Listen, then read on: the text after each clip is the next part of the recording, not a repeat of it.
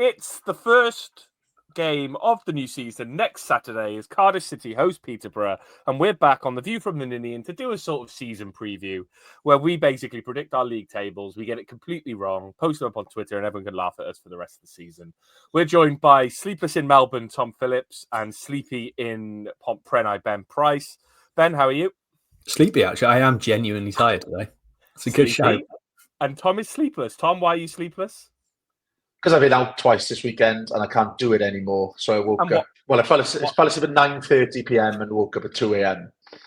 And why were you out? What was going on in Melbourne? I went to watch the rugby and I went to watch AFL because I like all sports.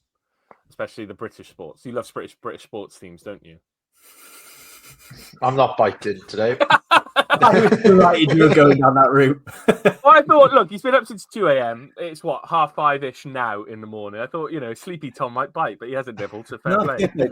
Yeah, good on him. He hasn't. Right, it's a week until the season starts. Next Saturday, by the time this goes out, next weekend, by the time, I don't know what I'm saying, we'll have played Peterborough on Saturday. It's the first week of the kind of transfer window kicking off. There's rumours that we're signing 3-4 players this week. It's all going off here. And we're about to get into the detail and talk about everything that's coming up. Ben, have you been impressed by what you've seen so far in pre-season?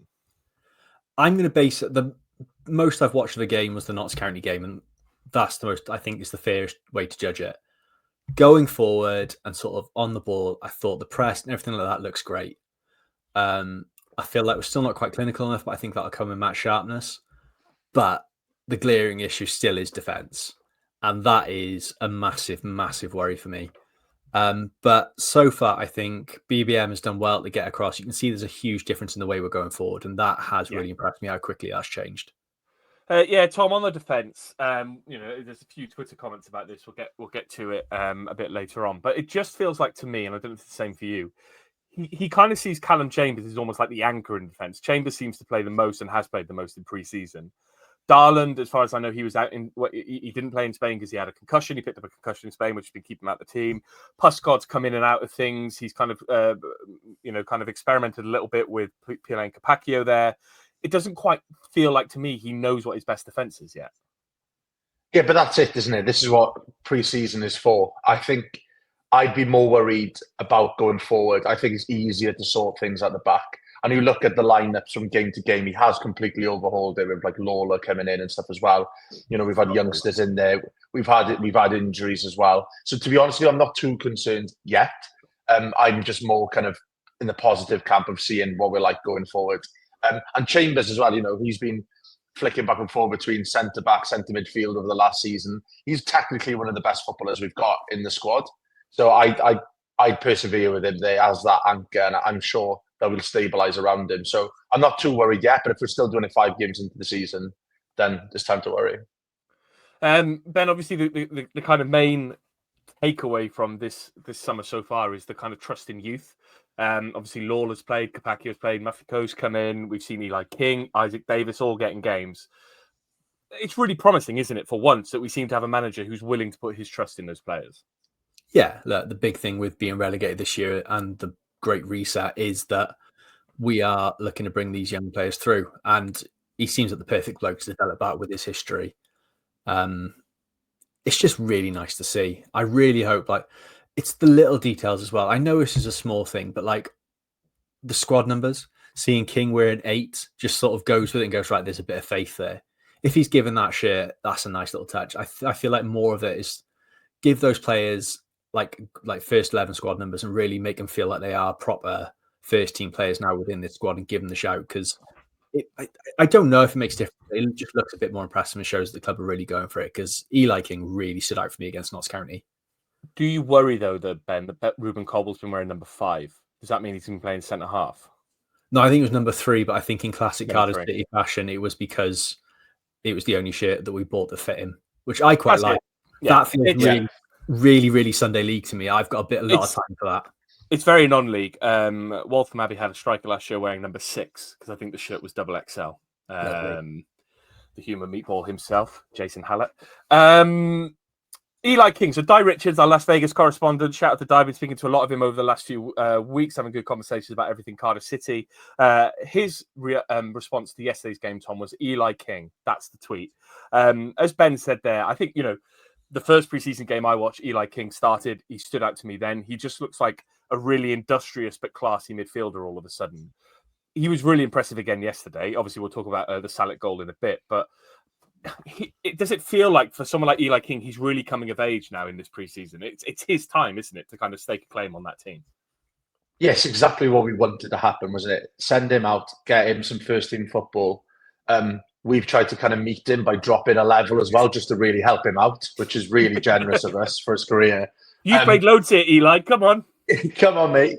But it's exactly what you want from a young player, Nick. To go out there, get some experience, come back in and show the quality that he's got.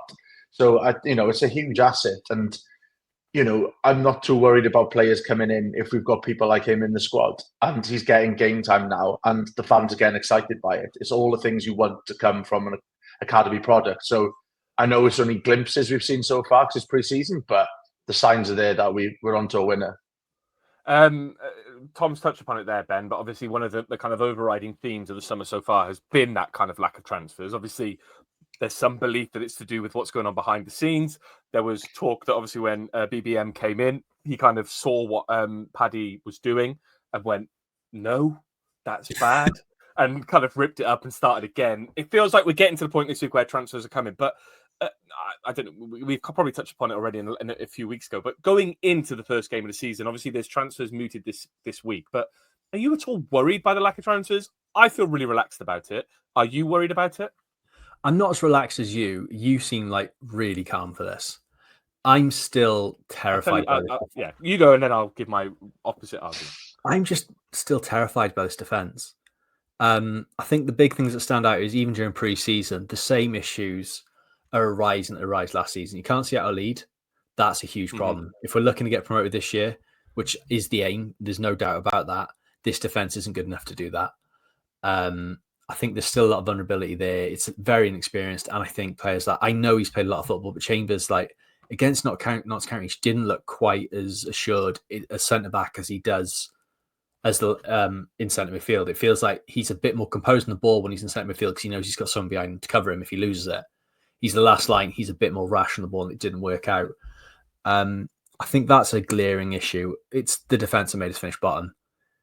If that doesn't get fixed, it doesn't have to be right now because there's a lot going on with the club. But if it's not fixed by the end of this window, it could be a rough start to the season. And that's what's worrying me. It's not like a massive panic. I've seen a lot of people sort of thinking, if we don't fix this, we're in a relegation scrap. It's not going to be like that. It's just, if we're looking to really sort of get out of this league at first time of asking, that defence still needs a lot of patchwork done to it. Yeah, I know I'm quite relaxed about it, but I just think if we're going down the kind of pathway of trusting the youth, we've got people like Lawler and Capaccio to come in to kind of bolster things. I know they're probably not starters straight away, but every time you see Lawler, you think, my God, he looks 3 or 4 years above his age in terms of maturity and the way he plays. I think if you've got Capaccio going into the Wales squad, there's obviously something about him that can fill the defence. I still think I'm still of the belief that Darland could come good. I think he needs to become a bit more streetwise, but I think there's a player there. And I still love, with Pascod. I think there's a player there as well. I just think he needs to be trusted more. And I think if we're going into the season playing a sort of 3 centre-halves at the back, 3 out of those 5 must work somewhere. And I think the rest of it, I just think we're going into League One with a really good core of youth. Eli King has played a lot of football at this level. Joel Colwell has played football at League Two and a little bit at this level. You've got people like Ruben Colwell who look like different players in pre-season. And that's why I'm a bit relaxed going into the season. We're playing good attacking football. We're playing good pressing football when we're going forward. Yes, the defence is a little bit shaky, but I still have faith that it'll come good. I just think the lack of transfers isn't a bigger worry as people seem to be making out just yet. I still think we need a bit more pace in that team. And I think it still depends on who sticks around. Tom, I know we've seen a few people leaving, but there's still a worry, isn't there, that there are going to be some bigger boys circling for people like Salek, even for people like Callum Robinson, even potentially for some of the players that we probably don't think we need, like Chris Willock, who could provide quality. Yeah, I think that is the one concern. It's like if we stay as we are now, I think we're in a really, really good spot. But if we start to lose those players, we could be in trouble. But like we're in quite a good position here where, you had Birmingham last year who had to go out and get a £10 million striker in to try and get them up. We've got someone like Salek. Yeah, we've got someone like Salek who people are willing to probably pay 6-7 million for. So why not show our intent by keeping a player like that? So if we do that, I think we're in business. I think I'm completely with you. I'm a little bit relaxed about this. I listened to Not the Top 20 and they've kind of lured me in with it's quite a sensible approach of the fact that we haven't signed anyone yet. He's having a good look at the squad and, trying to find out where he needs people in. I think that might be a little bit too optimistic and too sensible approach. I don't think that's what we're trying to do. But, it might accidentally be a good approach. You know exactly who you want in what positions, where we're lacking, and what's standing out is we're lacking on the back. So I reckon a couple of centre-backs or something like that in just to bolster the squad. And I think we're looking all right going into the season. Ben, who do you think we need to sign? I don't know about who, but it's centre-backs. I'm fine with Capaccio as cover. I think NG will be fine when he comes back in as well. Capaccio, I thought, looked really tidy against Notts County. It is those two centre-back positions that really worry me. I think we're absolutely stacked in midfield. I think we've got some really nice options there. If anything, we're probably looking at maybe letting someone go from there more than sort of bringing anyone in. Willock, I think, looks tidy. I thought he was really solid against Notts County. If he stays, I'm not going to be disappointed because there's clearly a player there. Yeah. Ashford, Davis can both fill out that wide position as well. One more would be nice, but I think it is just get centre-backs in that are composed and sort of do what we need to, because I don't think right now we've got the right options there. I think Lawler is definitely one that needs to play regularly, but we need someone who's not Callum Chambers to come in and sort of put it right there. It's a really difficult position, but I think it is the most glaring issue for me right now. We'll create chances. We just won't stop conceding. And also, we're forgetting the Sonoda-sized hole that's going to be left there when he goes. He's been integral, hasn't he, over the last 4 minutes? Anyway, moving swiftly on from Sonoda, like the club has. First opportunity they've sold him. Bless his heart. He's come over for pre-season twice, got nowhere near the team, and now he's been shipped straight back off. Unbelievable. He's basically come in, got some Welsh cakes from the Cardiff market and gone again. And fair play to him. Got his castle key. Oh yeah, I live in Cardiff. Get my castle key. I'll have my lunch in there every now and again. Bless his heart. I wrote down a question, Tom, that I don't even think makes sense, so I'm going to skip that. What have your standout moments of pre-season been? I think it's probably Ruben Colwill showing that little bit of quality just to get us excited again for the 4th year in a row. He's luring us in, isn't he? Yeah, it's exactly what he's doing. But and I'm there going, BBM's the man who can unlock this talent. And, this is what you get excited about football, being lured in by players like Colwill. So I think, like, outside of Eli King that we've mentioned, I think it's just the attacking intent that we're showing. Salek still being with us. And Colwill showing those glimpses. I think they're the things that stand out so far to me. Ben, any standouts for you? It's just the press. I'm really impressed. Glenn Williams is doing a great job. Yeah, he is. He is. Lovely Glenn. Lovely bloke. But yeah, I'm impressed with the press. I think that's what I'm going with. It's just a massive difference. The intensity in midfield, trying to get that ball forward, the passes they're looking to make, break the lines, and bodies getting in the box. We cried out for it last year. Bullet at his best was when players were getting in the box. It's something we haven't done enough over the last few years, and we're seeming to get that there. So, yeah, and keeping hold of Salek for as long as we have. If that continues, that's as good as any sort of transfer we could hope for. Yeah, I agree with both those points, really. I think we'll talk about the Notts County game, but I think you mentioned it already, Ben, but Eli King stood out against Notts County, and that goal for him and Salek, it was the kind of thing I was thinking when it happened, that we just didn't do much of that last season, did we? There wasn't many of those moments where it was just a really incisive, good through ball that kind of split defenses. And it, like, Salek didn't have much to do, but he did it really well. He took it around the keeper and scored. And I think if we see more of that going into the season, which is, like you've touched upon, a good press that's backed up by good, incisive football, then attacking, I have no worries about what's going to happen next season. Let's talk briefly about the Notts County game. Obviously, Salek goal, great ball by Eli King. what I've noticed in preseason, Tom, is there's been some absolutely honking moments, and that tackle on Alex Robertson was one of them. It was completely unnecessary, wasn't it? Yeah, and it's a red card in any other game that isn't a preseason game. But there has been some real feisty moments, like having a game against a Malaysian side and having 2 red cards. Like, I don't know what's really going on, really. Like, it's good that there's a bit of bite. Yeah, a bit of bite. It was closer to, like, real football, like, scenarios. So it's probably the best kind of prep we can get. But there's no need to tackle like that in preseason. Like, it's just madness, really. He was getting nowhere near the ball. Nah, and it could be like a season ender, stuff like that. And yeah, you don't really want to see it. I don't mind it in game 1, 2, or 3 of the season because you could be a little bit off the pace. You misjudge adrenaline, but preseason, no need whatsoever. I don't want to justify it too much, but go on. In the Notts County lads' defence, Robertson was very lucky to still be on the pitch. What did he do? He was just a dickhead all game. He was just pulling people down, just off the ball stuff, just not in like a funny way. It was just very petulant. Like, I feel like if it wasn't a sort of preseason game, I don't think you'd have come back out for the second half when he was already on a yellow card. It was just a lot of petulant fouls, sort of diving in, and that's going to be an issue because it looks like a lad that doesn't look too happy there. That wasn't his performance throughout the game. Wasn't the performance of a lad that seemed delighted to be back and playing for this club, and that is probably one of the biggest concerns for me. Is we probably do still have a few lads that want to make a move away and sort of go play at a higher level. Some of them have proved that they're capable of doing that. Some haven't, like Robertson, and I think, it was just frustrating. I can see why the Notts County player got sick of the shit he was pulling because I'd have done the same 5 on Saturday. We'll talk about transfer window stuff shortly. Tom, was it nice to see Callum Robinson coming on and get a goal? He kind of ended the season injured. I wondered if he would still be here by now. He is, and it was a nice bit of anticipation from him, wasn't it, to get on the ball? Yeah, it was. And I forgot he was in our squad because we have got options now. Because I think he's a player I'd assumed would have moved on by now, whether it was by like mutual consent, one of those like statements that comes out of nowhere, or someone's bid, I don't know, like 800k for him and he's gone. I thought he'd be gone by now. So, he's a really handy bloke to have around the squad if his attitude stays right. Because, he does all the right things, tapping the badge every now and again and, looking like he cares in front of the crowd. But I'm not sure he does. But if he's a type of player, though, if he scores a couple of goals in pre-season, he might fancy it.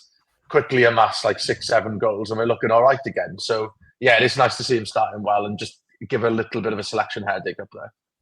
Ben, do you read much into the results? Obviously, people are talking about the results we've had in pre-season. I don't think they really matter. And obviously, I think when you look at that game yesterday, there was probably a penalty we should have had on Salek. Their first goal was a pretty ridiculous strike, really. An absolute beauty of a goal. But like, no keeper saving that unless you're, unless you're Ethan Horvath with his massively long arms. Are you reading much into the draw, or is it just one of those things in pre-season? I'm not reading too much into the draw, but it is the little habits of not just from one game, but throughout the trends. We've only won one game all season or preseason, and we've taken the lead a lot. Yeah. I think we've only won against Southend and Cambridge. Oh, we beat Cambridge, but like I think there's just a few habits of just bad shit that we did last year that's creeping, that's still there. Just those stupid goals and just not being able to see out games.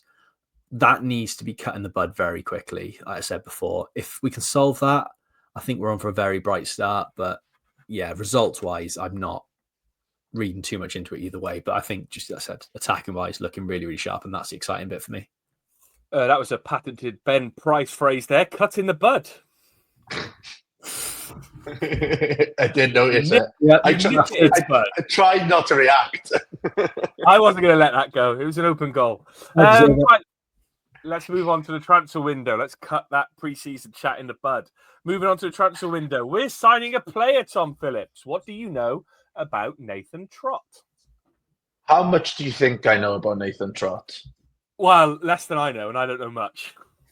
Yeah, I know absolutely nothing, apart from I saw someone put like his FIFA card up on Twitter at some point saying he was rated 71. I think that's literally all I know about him. It's come out of nowhere for me, really. So I'm hoping one of you Bens can enlighten me a little bit more. Well, he's got Welsh pedigree. He was born on St. David's Island in Bermuda. So I'm taking that as a good sign. He was in West Ham's academy, I believe, kind of capped at England youth international level, but has spent a lot of his time playing abroad for Nancy 2, and has spent the last kind of year at Copenhagen. Ben, you pointed out something about his time at Copenhagen. Do you want to tell the viewers and the listeners, if you're watching on YouTube, like and subscribe? Go on, Ben. Yeah, I don't want to write him off. It's the most Cardiff thing to do is write off a player before he signs. But something that is worrying me is the fact that he's been kept out of the Copenhagen squad by Alex Runnison. That's not a good omen. It's not an auspicious start, is it? No, it's not filling me with confidence from the out, because Runnison is up there with one of the worst goalkeepers I think we've ever had, and possibly I'd say he is the worst goalkeeper we've had while we've been at the Cardiff City Stadium, and I'm including Stephen Bywater in that. He is that bad of a keeper, so I'm a bit concerned. I'll give him a chance, but right now I'm a bit worried that this might not be the signing we all hope it's going to be. At the mere mention of Stephen Bywater, your dog just started barking. So that kind of goes to show how bad a goalkeeper he was. Tom, it's obviously a position that we've talked about strengthening in over the summer. Horvath was kind of linked with a move away pretty much as soon as the season ended. Alnwick was obviously coming back for an injury. Matt Turner. What does this mean, do you think, for the kind of makeup of our goalie department? It feels like one or even two of those probably has to go, right? Because the squad is smaller at this level. I know you can register keepers above and beyond your 22 players, but we're not going to play them all, are we? No, and Horvath won't be around because he's got ambitions to get back into his national team and stuff as well. He doesn't want to be there. We don't particularly want him to be here. So I don't know why he would hang around. So I think he's... Well, his arms are so long that he's still clinging on. They just can't quite pull him away. But I think, Alnwick might go. I don't think he will. I think he'll stick around. Could end up being captain, to be honest. Yeah. So I think, Horvath out the door, trot in, and I wouldn't see. Yeah, that's not good. But I don't think Alnwick will leave. No, my sense of it really is that Horvath's going to be the one who goes now. I know Alnwick signed a new contract. It'll probably be something that maybe next summer we look to replace him, and we had him, Trott and Turner. Alnwick is our number one. Trott and Turner. Ben, were you laughing at the fact that I said Alnwick in about 3 different ways then? Yeah. Yeah, good. Thought so. I could see it. I could see it in your eyes. Look, he looks like he's got good pedigree as a goalkeeper. He's 6'2", so quite tall. I'm just reading his Wikipedia now. Yeah, it couldn't be more obvious. And I think have you seen the one thing that stood out though for me that I'm like, I'm in? Go on. Started as an outfield player, but not just start as an outfield player. Start as an outfield player for Valencia. Oh. Suddenly, I'm back in. The reverse Josh McGuinness? No, it's not. Is it? It's the same. Yeah, it's the reverse Josh McGuinness. He started as a goalkeeper and went out outfield. And Ben, it sounds like quite a shrewd move, doesn't it? Because we signed him on loan. There's a £1.8 million or 1.8 million euros. I can't remember the exact phrasing on it. Obligation to buy if we get promoted. It feels like the perfect kind of move to assess him for a year, and then if we go up, we can buy him, and if we like him, if we don't go up, we can just say see you later. Yeah, strangely smart for us, isn't it? I'm just looking at it going, what's the catch? The keeper can't. That's the catch. Well, hopefully he does. Yeah. This is good. This is good podcasting. This. Yeah, real scintillating banter. Yeah. Go on. I'm quite impressed there. He's 26. He's coming into his prime as well as a keeper. He's still got his best years ahead of him. Yeah, it ticks all the boxes, really, doesn't it? It's just what is going wrong, because the loan stuff does make me think there's more to it, because there's got to be a reason why every sort of player we're linked to at the moment seems to be a loan. And again, it leads into the sort of takeover stuff of the club not wanting to spend money just yet. Yeah, but I also just think if we've got players who are still on long contracts, if we've got players who are still contracted on high wages, a loan is a good way of just getting around that. And obviously, Brian Barry Murphy is coming in as a new manager. He probably doesn't really know. There was that question in his press conference, right? You're in the hot seat now. How hot does it feel? And he kind of got a bit nervous about that. So maybe it's just a kind of, we've committed to him for a few years, but we're not necessarily jumping into transfers because we need to balance the books in some way. I'm banning talk of takeover, Ben Price, until we actually get to the question about it. You could be right, might be wrong. Let's talk about El Donk, Tom Phillips, Keon Atete. God, he might be leaving. He doesn't seem to have been involved in BBM squads. He went on loan to Bolton last year. That was a bit of a disaster, but we signed him up on a new contract. Where the fuck does he go? Who's taking him on? I don't know. You probably still get there might be a player there. Yeah, I think like bottom half League One, top end League Two is probably his level. I'd say. He'd get you what, like 8 goals a season, something like that. I think like he's a half decent striker, and like he's had some okay moments for us, but he just hasn't had a run of games, and he kept getting injured and stuff as well. I do feel sorry for him. But it's one of those players like if he did leave, nobody's going to be gutted. Nobody's going to have a bad word to say about him. Really, be like, oh, it's one of those. He put a bit of a shift in, didn't really work out. Probably do okay elsewhere, and I think that's about his level really, but. Be interesting to see where he does end up, but it won't be in our starting lineup, that's for sure. No, it feels like BBM's already kind of wiped his hands clean of him. Ben, who else do you think leaves? Obviously, there's going to be the ongoing conversations. There's rumours that certain clubs are in for Salek. There's conversations around, obviously, Sonoda going. There's Horvath potentially going. There's obviously going to be conversations around Alex Robertson, Callum Robinson. Do you still think we keep the majority of the squad together, or are there still a few more kind of bombshells to leave? I think we keep the majority now. I think we're too far down the line and there's just not been enough sort of concrete interest. I feel like with the players we've sort of been looking at thinking they're going to move on, they're the sort of players you think players are going to, like clubs are going to move for quite early on. The only one that sort of screams to me that it could be a sort of last like transfer deadline day exit are Callum Robinson or Salek. I feel like the rest sort of, you want to get your midfield sorted early on. I feel like it is always the strikers that sort of move later on in the window. So unless someone sort of changed their mind, I don't know if Robertson's going to go. So I don't know if there's going to be another big one other than possibly Salek or Callum Robinson. I'd be amazed. I'd be delighted if they are. But part of me is now starting to think, will both of them both be here at the start of September? I'm a bit doubtful about that. Well, my question was going to be, Tom, does Salek stay or go? Does Salek and Robinson stay or go? Do we keep them both? Do they both go? Does one of them, it feels like something's got to give a little bit with those two as strikers because Callum Robinson's not going to want to play second fiddle to Salek if Salek stays. And likewise, Salek's not going to play second fiddle to Robinson if Robinson stays. I think Robinson is more likely to go or want to go. I think a lot of this comes down to like BBM now trying to get people to buy into this project. And like you sell Salek the dream of, look, you could be a real kind of legend here if you score a number of goals, get us in a position where we could get promoted. He's still come from a level. It's not like he's dropped down from who's level to play for us or anything like that. He's still young.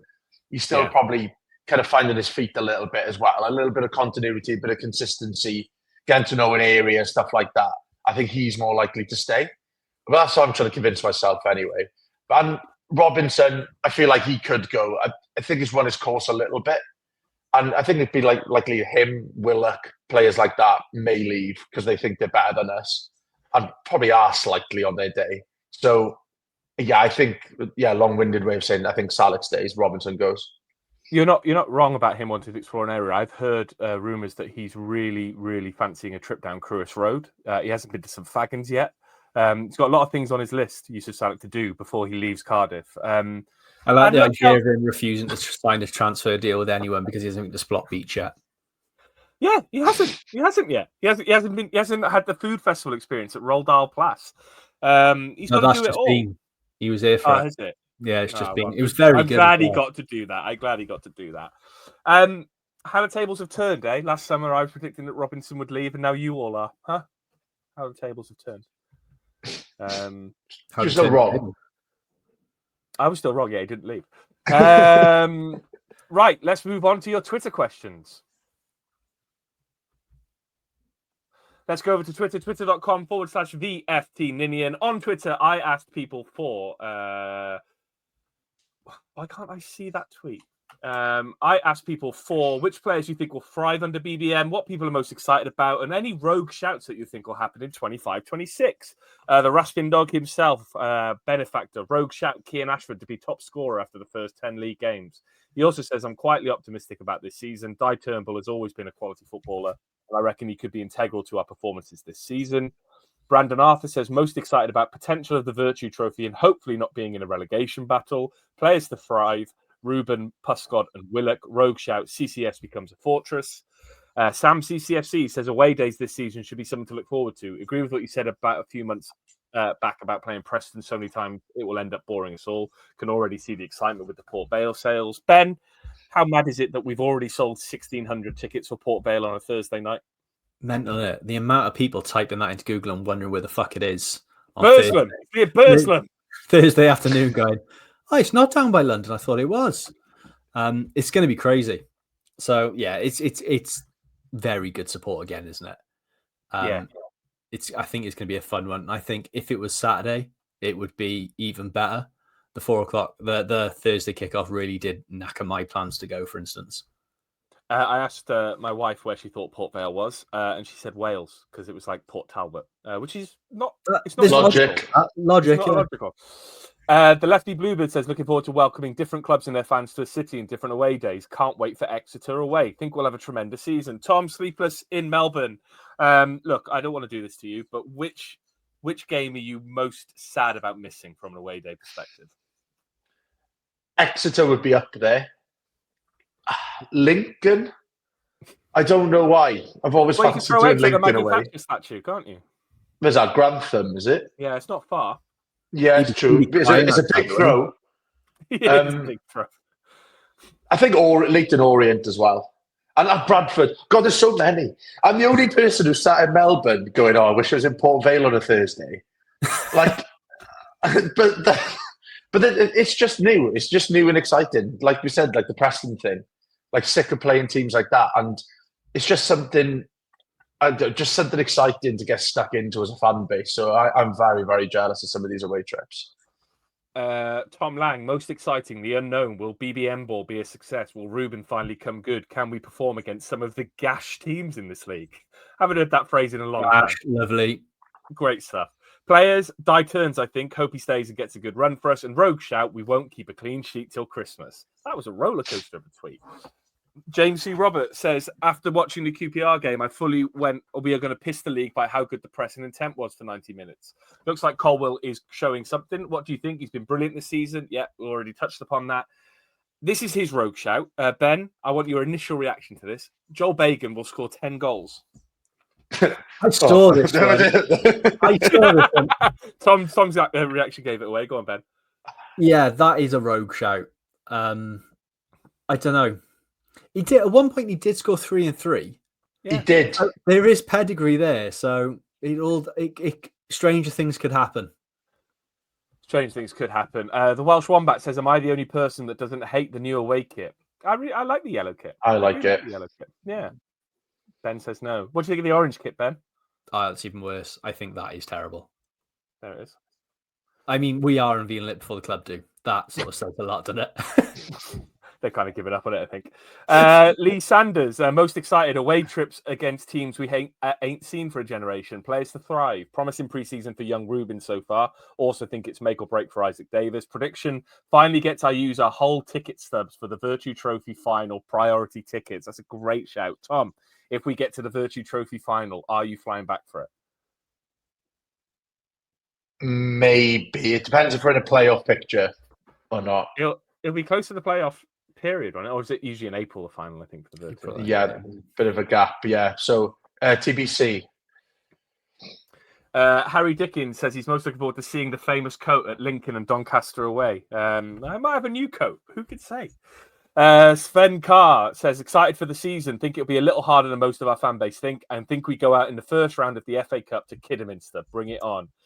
Ben, how excited are you for a first round FA Cup game for the first time since the early 2000s? That's going to be a very weird experience, that. Sort of, I keep on forgetting that we are in the early rounds. It's not like sort of wait until January for these to happen. It is going to be baby. November for the FA Cup to start and then November for the FA Cup to end.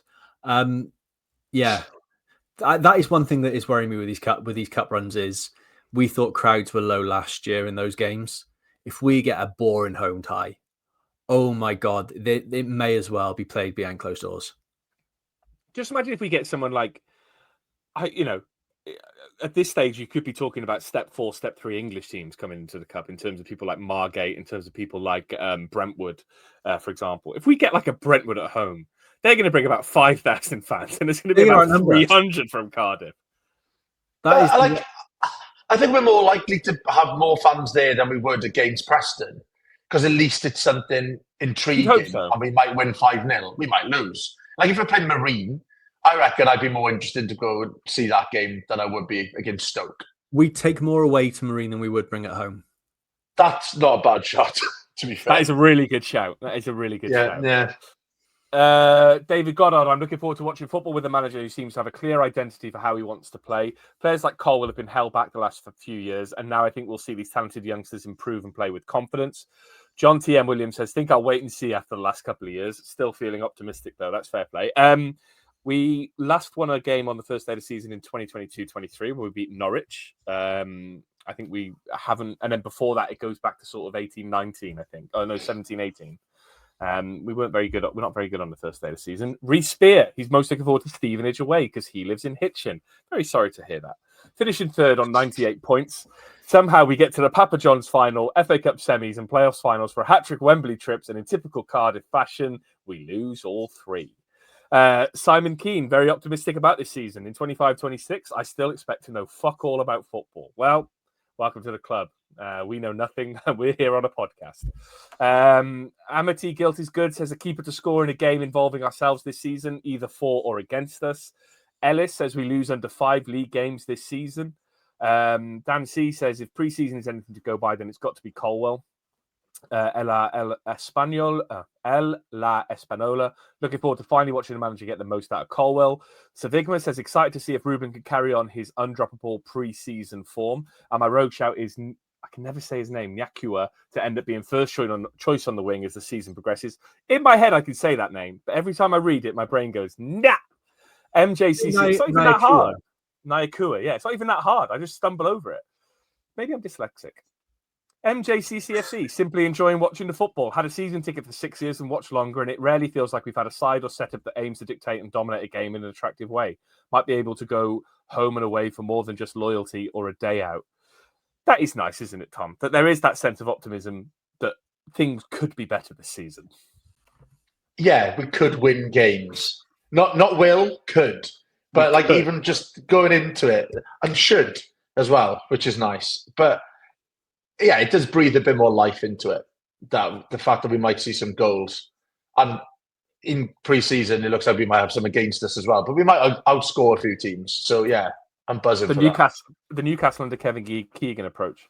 David Charles, style of play like we saw at QPR, please. Colwell, Ashford, Lawler, Winton and Turnbull to thrive, making goal scoring easier for the forwards. Rogue shout, defensive errors and potential keeper kicking with 2 of the 3 options. If we play like it did against QPR, we can storm League One. Oliver Rees, I'm excited to see how Jay Colwell, Lawler King, Capaccio get on.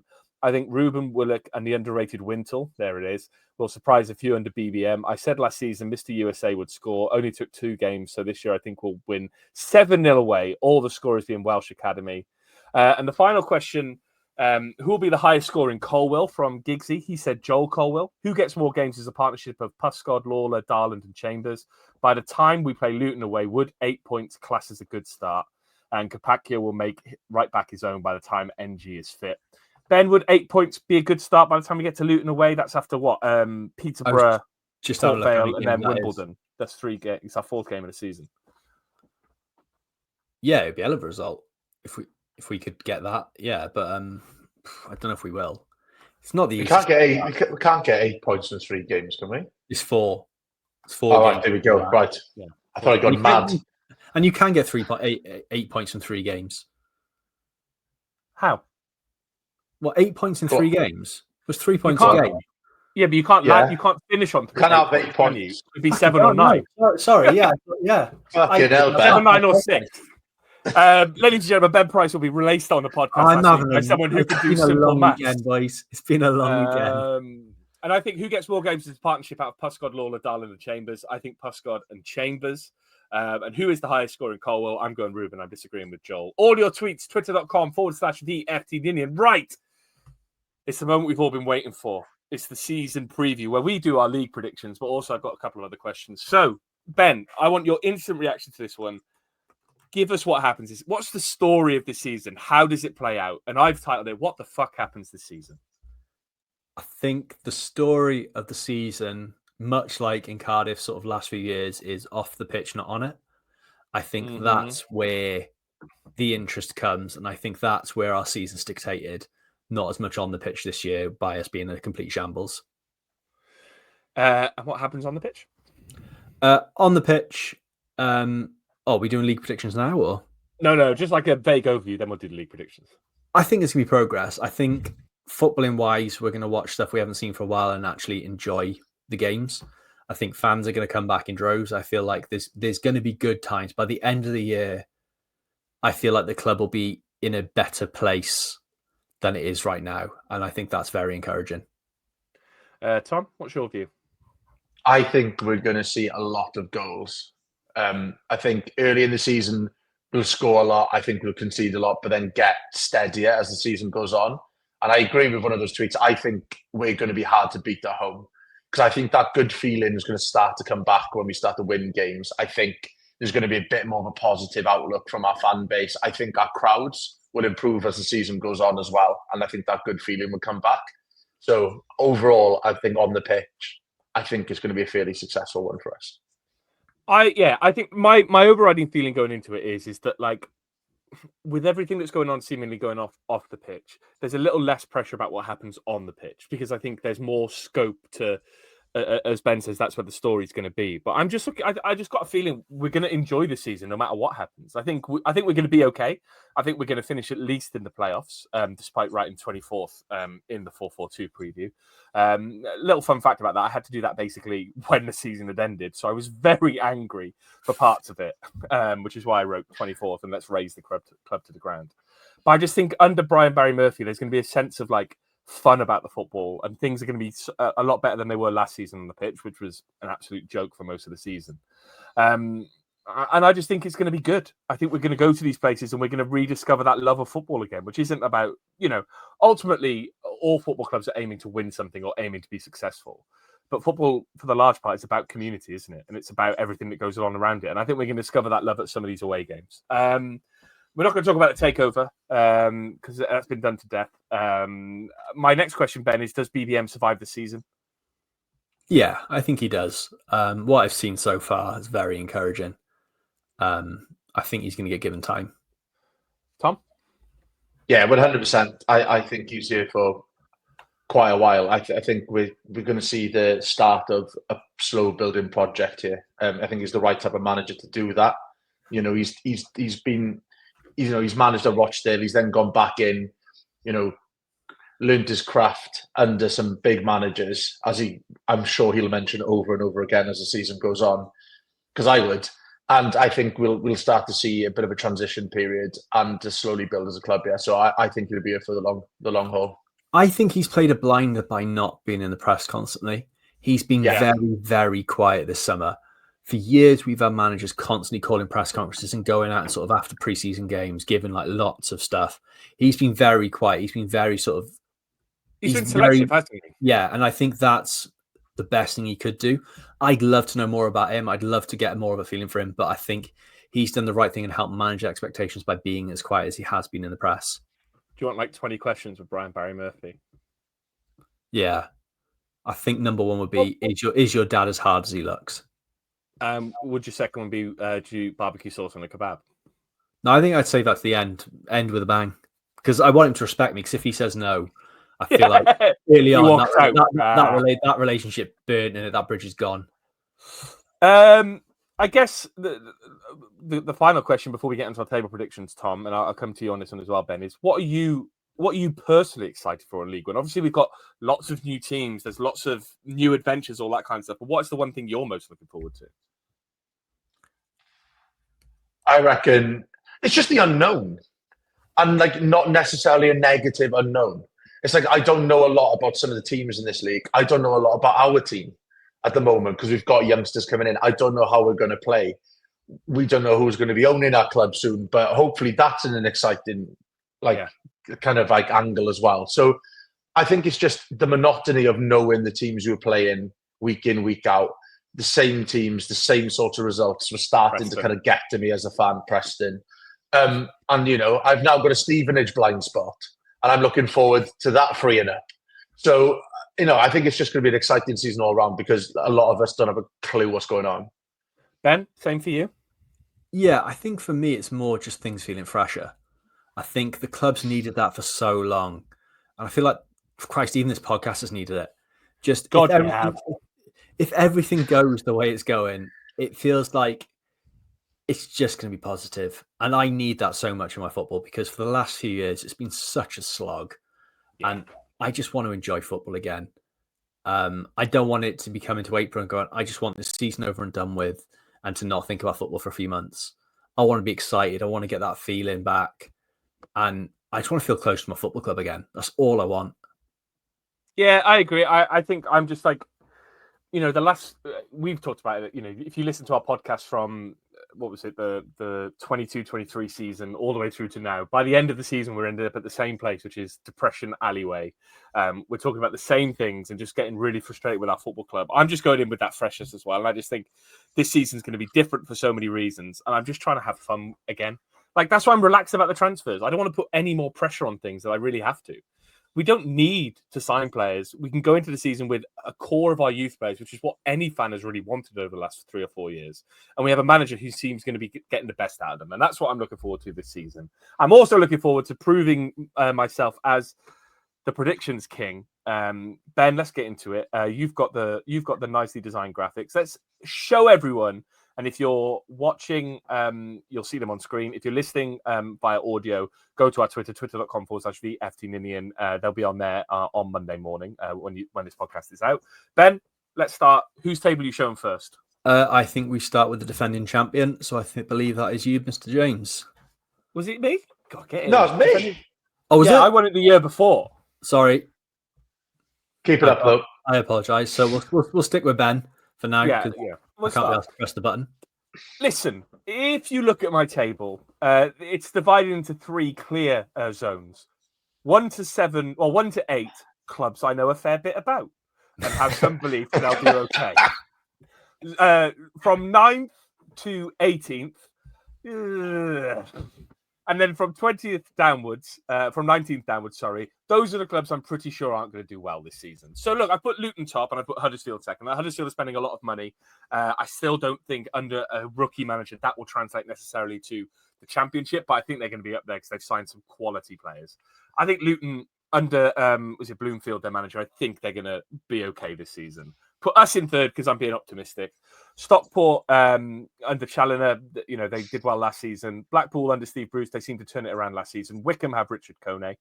Bolton have Stephen Schumacher, but I don't think they're going to have enough. And Plymouth, I think they'll be okay, but I don't think they'll be good enough to get into the playoffs. That 9th to 18th zone, boy, any of that could switch around.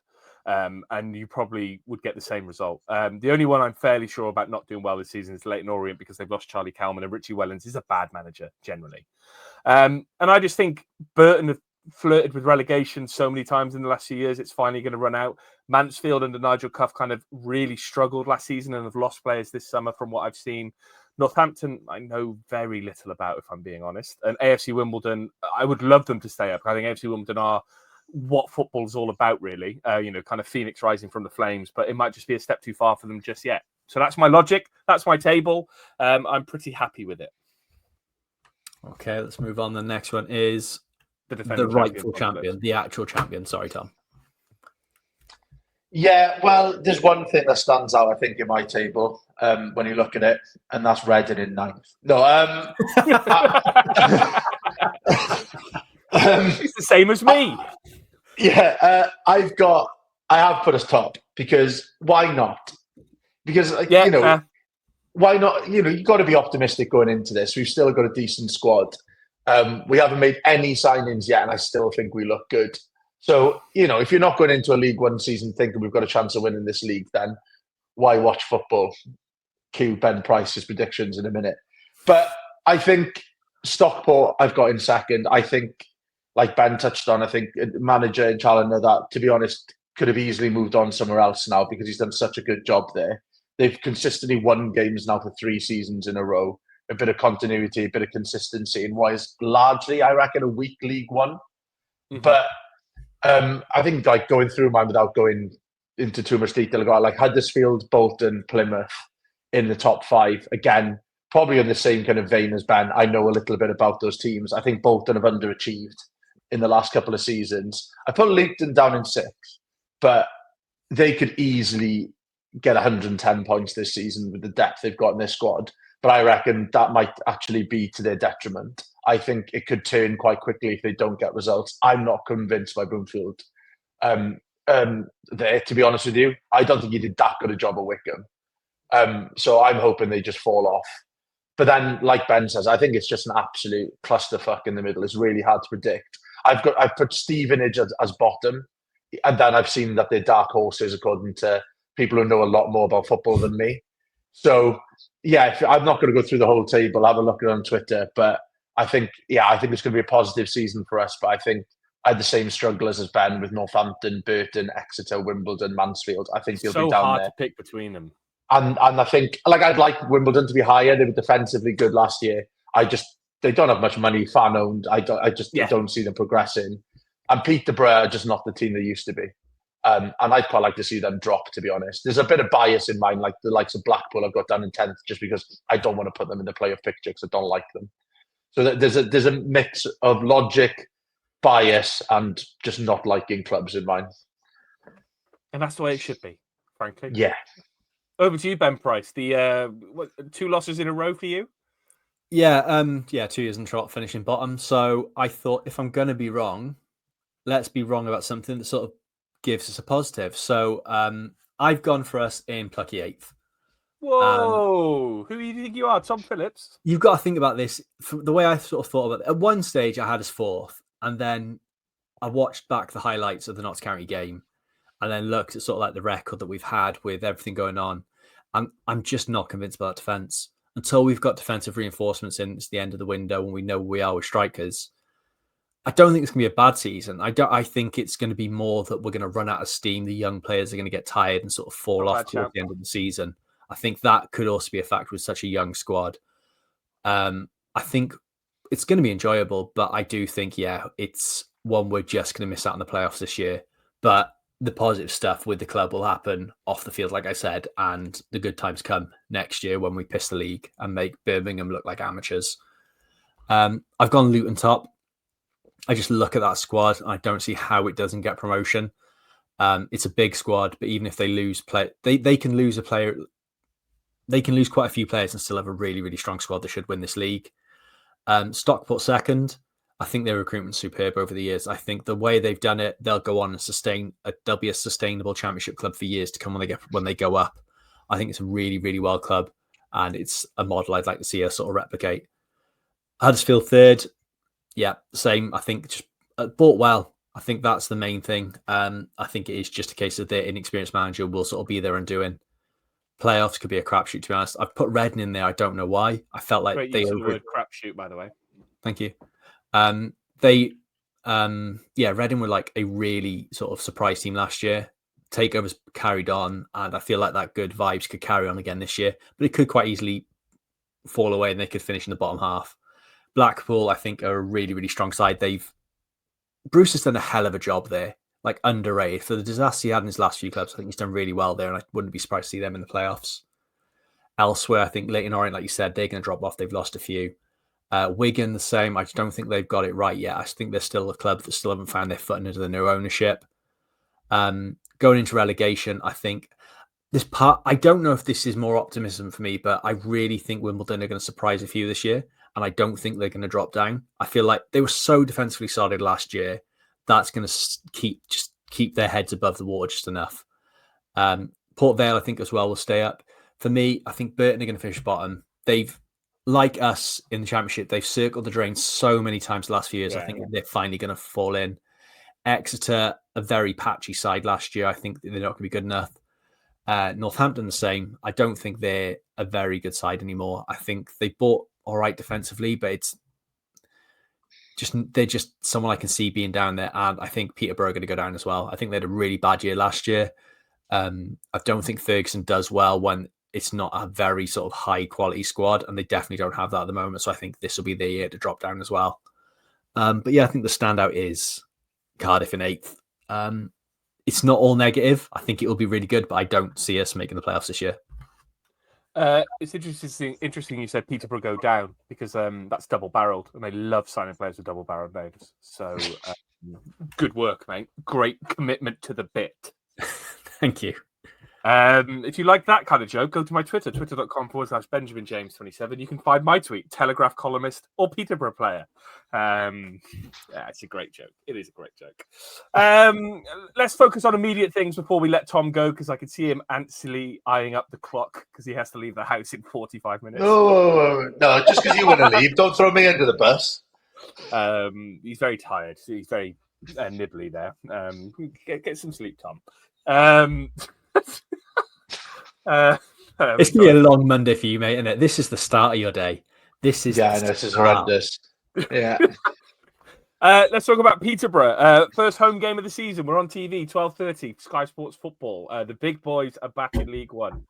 We'll be on TV next Saturday against Peterborough. First home game of the season. First game of the season. Ben, it's exciting, isn't it? Football's finally back, even though it doesn't really feel like it's been away.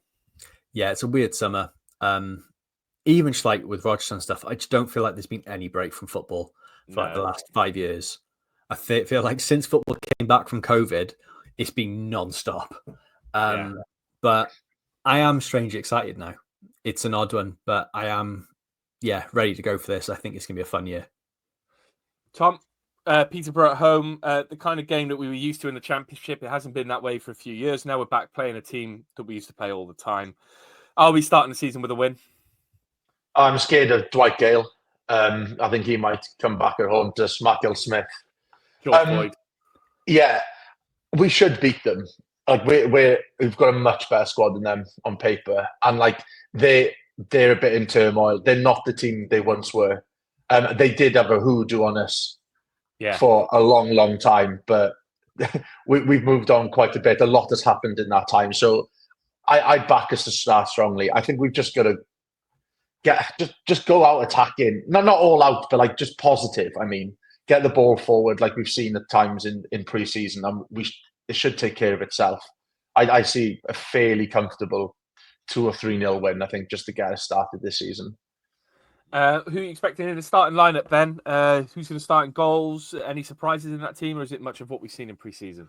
I think it's going to be very similar to what we saw against Notts County, but I think Bagan will start instead of Mafiko, and I think it'll be Wintle instead of Joel Colwell. Other than that, I don't think it's a million. I think that's what we'll be with. So Anik and goal, Kapakir starting, Fish, Chambers, Bagan, King, Wintle, Robertson's out, isn't he? Yeah, Robertson's it out looks like he's going to be out. Yeah, it was a nasty cut in his leg. So probably Colwell starting there because I don't think he only missed out. I think he was under the weather. Willock, Ashford, and then Salek starting as well. I think it's a lovely way to go into the season, to be honest. Yeah, I'm fairly confident. I think we've got a really good shout. I think there's going to be, a big crowd, bumper crowd. People are going to be excited for the season to be back. I think we're going into it positive. So I can see us winning. It's just been nice to start the season positive, wasn't it? Like a 2 or 3-0 win, kickstart things off, go into the kind of next couple of games. And obviously, as much as we got Luton away, we've beaten them there when they were a better side, frankly, when we've been in the same league as them. We should beat Wimbledon as much as I respect them as a football club and love what they do. We should be going to Wimbledon hoping to win. And similarly with Port Vale, frankly. So if we can get 2 or 3 wins on the board in those 3 games, it's going to be such a difference maker going into the rest of the season. And we'll be with you every step of the way in that season. What a segue that was. Twitter.com/VFT Ninian. If you're watching on YouTube, please like and subscribe. 50% of our views come from non-subscribers. It makes a huge difference if you just click that subscribe button. If you're listening via audio platforms, drop us a review. Give us a 5-star review if you're loving the work. And if you want to give us some money, kofi.com/VFT Ninian. We've got the second part of our Sean Morrison interview coming this week. We've got more stuff in the works. I could see me opening stickers on TikTok if that's your vibe. And that kind of stuff, really. We're all having fun, aren't we, Ben? Yeah, this has been a struggle, I'll be honest. It's not been my best performance, but it's pre-season, and you come good, you start better in the season. Listen, we're getting up to full fitness, aren't we, Tom? Again, I'm just looking forward to those 8 points in the first 3 games that Ben Price is predicting. So, yeah, we're going to be playing 47 games in the league this season, just to get that extra 1 point, so we can get 8. We'll be back after the Peterborough game, but if you're on our YouTube, make sure you keep an eye out for our Sean Morrison video, and we'll see you once we've beaten Peterborough. Ta-ra.